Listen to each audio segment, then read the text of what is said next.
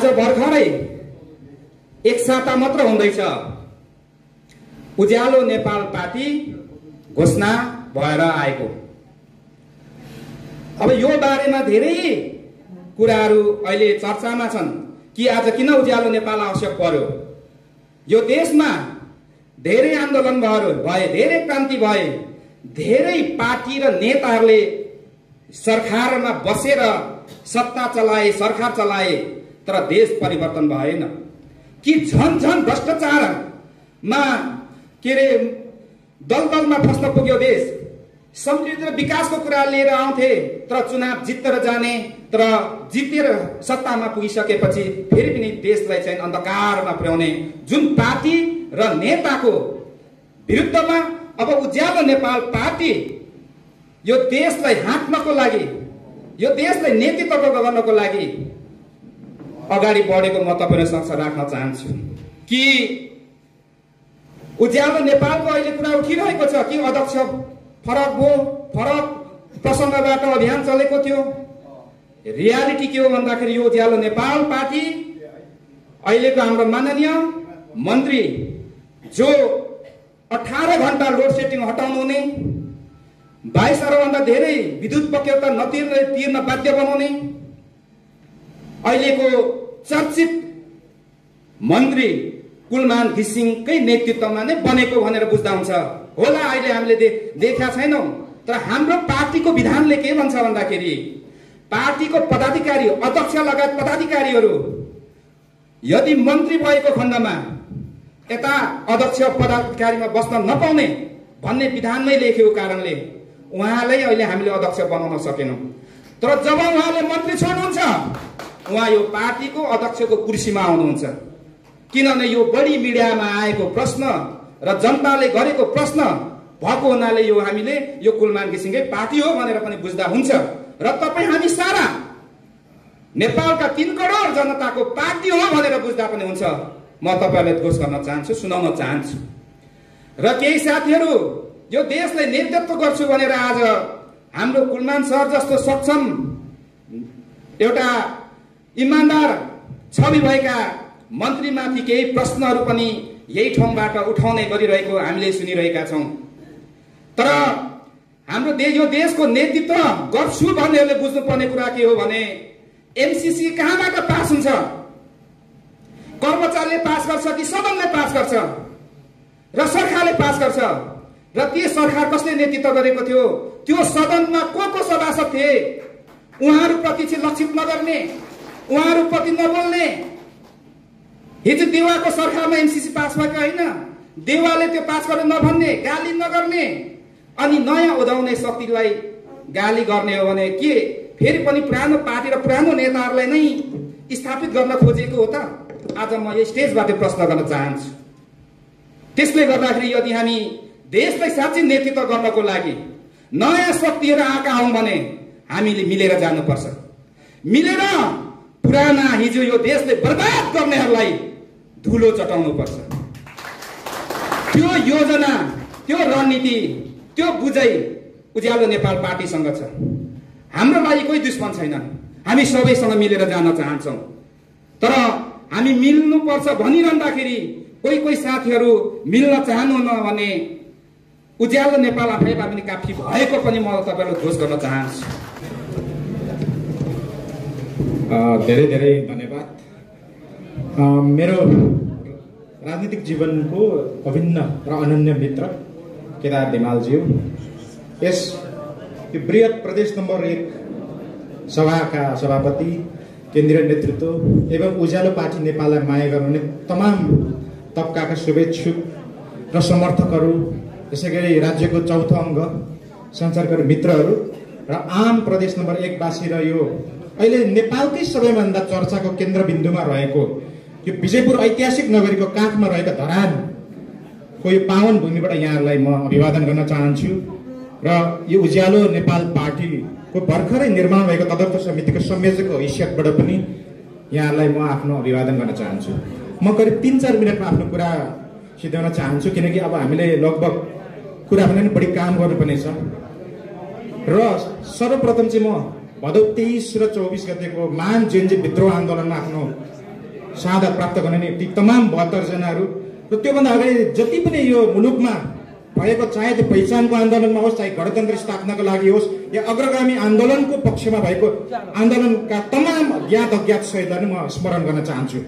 भलै पार्टी नयाँ छ तर हामीले हाम्रो पुरानो अग्रगामी आन्दोलनलाई बिर्सिया छैन। खालि त्यसको जगमा चाहिँ अब हामी नयाँ शैलीमा नयाँ तरिकाले जाने भन्ने हो। र अब धरानकै सवालमा 2-4 कुरा गर्न चाहन्छु। यहाँ अब कुनै बेला हाम्रो स्वर्गीय हैन महान कम्युनिस्ट नेता प्रधानमन्त्री भइसकेका मनमोहन अधिकारीले जितेको ठाउँ पनि हो। यहाँ प्रत्येकचोटि यो हरियो भन्दा पनि रातो दर्शनको आडमा यहाँ हैन पटक पटक जितेर जाने नेताहरू पनि छन्। चाहे त्यो निलो दर्शनमा विश्वास गर्ने हेर्दाखेरि हरियो छ भने हामीले जिस्काएर कसैले बिजुली पार्टी पनि भनिरहेको छ। तर एउटै कुरा मात्र यहाँ तपाईँले जम्मा 3टा यहाँ तपाईँले नारा देख्नुहुन्छ, सुशासन, समृद्धि र सामाजिक न्याय। मलाई लाग्छ सुशासन र समृद्धि भन्दा पनि हाम्रो अलिकति बढी कति बेला चासो यो सामाजिक न्याय के हो भन्ने आउँछ। त्यसले लाग्छ मलाई लाग्छ घोषणा पत्र हेर्नु भने सबैभन्दा यसको इन्क्लुसिभ विकास अब इन्क्लुसिभ डेमोक्रेसी मात्र इन्क्लुसिभ डेभलपमेन्टमा पनि जानुपर्छ र सस्टेनेबल डेभलपमेन्ट। किनभने अहिले हामी तपाईँ होइन कोपेनहेगनको बैठकको कुरा गर्दैछौँ, कार्बन एमिसन उत्सर्जनको कुरा गरिरहेको छौँ, पर्यावरण मैत्री। चाहे तपाईँले आदिवासीको कोणबाट हेर्नुहोस् यहाँ रैथाने कोणबाट अब हाम्रो विकासको मोडल चाहिँ सस्टेनेबल डेभलपमेन्ट भनिसकेपछि त्यो अटोमेटिक माटोको कुरा आइहाल्छ क्या। यो समग्र यो अहिले दलले बोकेको दर्शनको जिस्ट कुराहरू कोरक चाहिँ यो पार्टीले बोकेको छ भन्ने म कुरा राख्न चाहन्छु। र अब हामी धरानमा के गर्छ भने हामी कसैलाई आक्षेप लाउँदैन, आलोचना पनि गर्दैनौँ। यो मुलुकमा कछुवा छोडेर अहिले 2टा होइन तपाईँको जीप कुदिरहेको जस्तो लाग्छ, एउटा घोडा र एउटा चितुवा। चितुवा छिट्टो कुद्छ तर थाक्छ, हामी चाहिँ घोडा हो, लामो कुद्ने लामो रेसको घोडा हुने तसर्थ।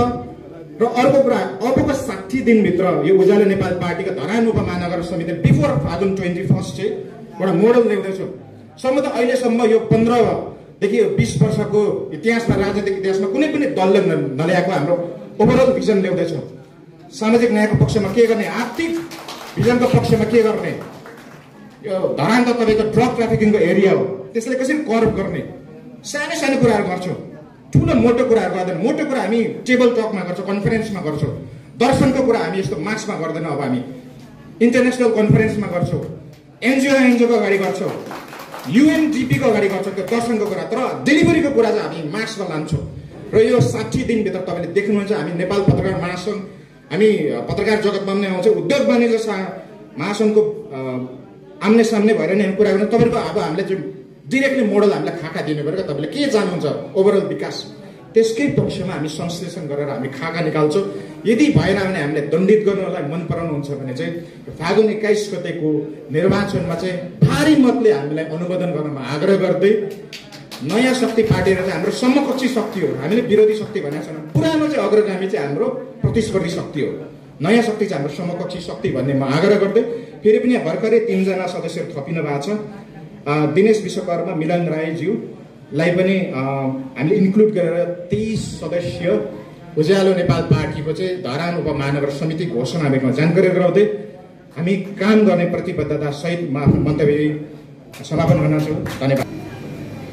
यस कार्यक्रमका अध्यक्षता ग्रहण गरिरहनुभएका आदरणीय सभा अध्यक्षज्यू, केन्द्र प्रदेश जिल्लाका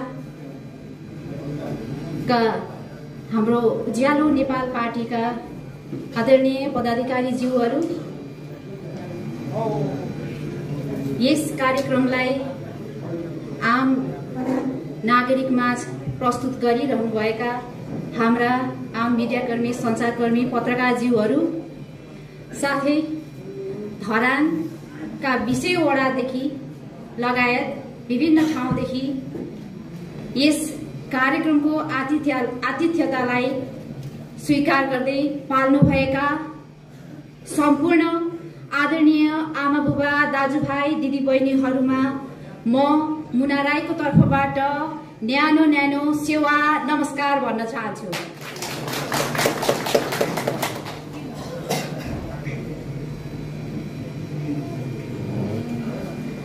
देशको सुशासन, समृद्धि र सामाजिक न्यायको निम्ति जुन उहाँदेखि हाम्रो यात्रा सुरु भएको छ।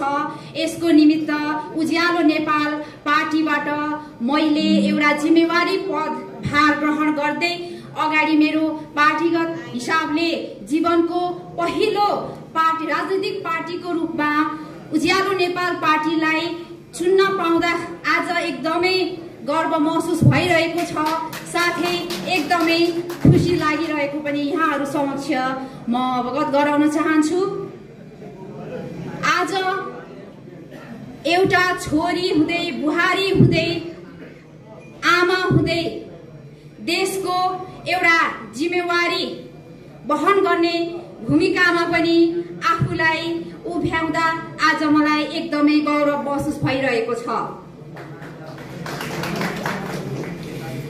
सम्पूर्ण प्राय जसो युवाहरूले politics is a dirty game भनिरहेको बेला पोलिटिक्सलाई डर्टी गेम मात्र नभनेर डर्टी गेमलाई चाहिँ क्लिन गेम बनाउनको निमित्त हामी जस्ता तपाईहरू जस्ता युवाको चाहिँ अब नेतृत्व हुन जरुरी छ जस्तो मलाई लाग्दछ। त्यसैले पनि यहाँहरू सबै समक्ष पनि म एउटा युवाको चाहिँ नेतृत्वदायी भूमिकामा पनि यहाँ अगाडि आफूलाई उभ्याउन पाउँदा धेरै धेरै धन्यवाद पनि व्यक्त गर्न चाहन्छु। आदरणीय हाम्रो उज्यालो नेपाल पार्टीका संरक्षककर्ता माननीय श्री कुलमान घिसिङज्यूले भन्नुभए जस्तै हामी कसैलाई आरोप र प्रत्यारोप गर्दैनौं। हामी हाम्रो कामले चाहिँ जनतालाई विश्वास दिलाउने छौं। त्यसैले पनि आदरणीय उज्यालो नेपाल पार्टीका माननीय श्री कुलमान घिसिङज्यूको चाहिँ भनाइलाई नै आत्मसात गर्दै मैले यहाँ कुनै पनि विषयमा कसैलाई विरोध र आरोप प्रत्यारोप गर्न चाहिन। तर तपाईहरू सबैलाई यो कुरा अवगतै छ भनेर पनि भन्न चाहन्छु।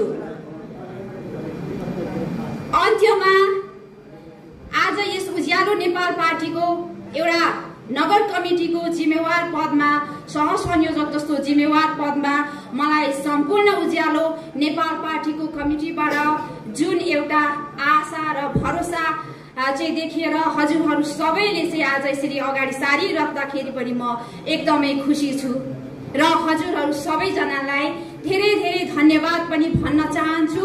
र आगामी दिनहरूमा हाम्रो यस उज्यालो नेपाल पार्टीको विधि विधान र सिद्धान्त र अनुशासनमा रहेर काम गर्ने तपाई हाम्रो लागि धरान मात्र नभएर पूरा देशको चाहिँ एउटा जिम्मेवारी भूमिकामा आफ्नो जिम्मेवारी निभाउनको निम्ति तपाईहरू सम्पूर्णमा म पूरा इमानदारीता निष्ठाका साथ यो प्रतिबद्धता जनाउँदै आज यस सभाबाट यति मेरो भनाई व्यक्त गर्दै हजुरहरू समक्षबाट बिदा हुन चाहन्छु। हजुरहरू सबैलाई एकपटक पुरा धेरै धेरै धन्यवाद।